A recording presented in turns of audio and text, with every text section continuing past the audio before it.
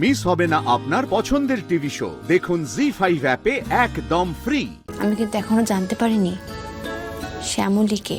দেখুন, এরকম কিন্তু নয় যে আমি ইচ্ছে করে আপনার থেকে পুরো ব্যাপারটা লুকিয়ে গেছি, কিংবা আমি চেয়েছি যে আমি আপনাকে কিছু বলবো না, তা কিন্তু নয় বিষয়টা। আসলে মানে সেরকম কোনো সিচুয়েশন তৈরি হয়নি যে আমি আপনাকে বলবো, মানে সবটা।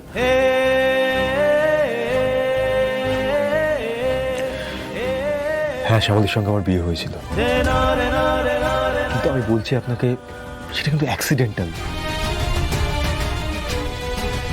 আমি বাধ্য হয়েছিলাম বিয়েটা করতে।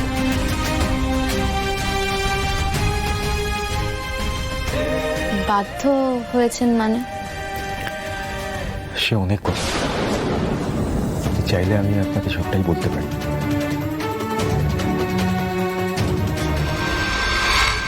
আশা করি আমি আপনাকে বোঝাতে পেরেছি। অনিকেতের মনে শ্যামলীর প্রতি যে ঝোঁকটা আছে না, সেটা তিস্তা আস্তে আস্তে উস্কে দেবে।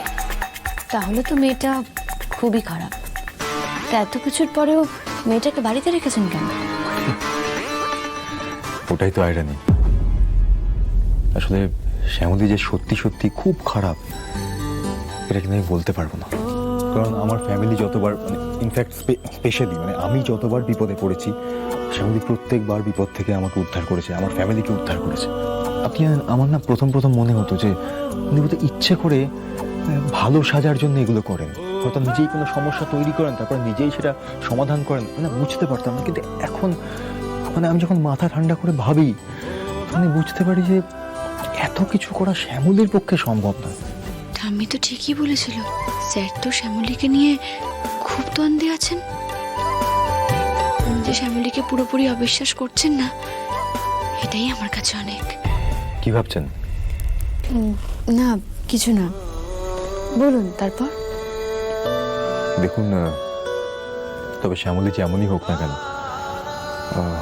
হয়তো শ্যামলী খুব ভালো কিংবা যাই হোক, কিন্তু তারপরে গিয়েও ওর সঙ্গে আমি সম্পর্কে জড়াতে পারবো না।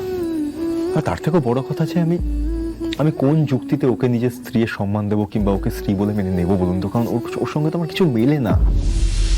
মেলে না মানে? মেলে না মানে মানে ধরুন, এই যে আমি ছবি আঁকি, আপনি সেটা বুঝতে পারেন, এবং আপনি যে বুঝতে পারেন সেটা আমি বুঝতে পারি। তারপরে ধরুন, এই যে আপনি এত সুন্দর কবিতা পাঠ করেন, আপনি এত ভালো লেখেন, আমি সেটা মানে আমি আপনাকে বোঝাতে পারবো না। আপনার এই সমস্ত জিনিসগুলো না আমাকে খুব শান্তি দেয়। আচ্ছা, আপনি বলুন না, শ্যামলী কি কখনো এটা পারবে? কি করে বুঝছেন যে পারবে না?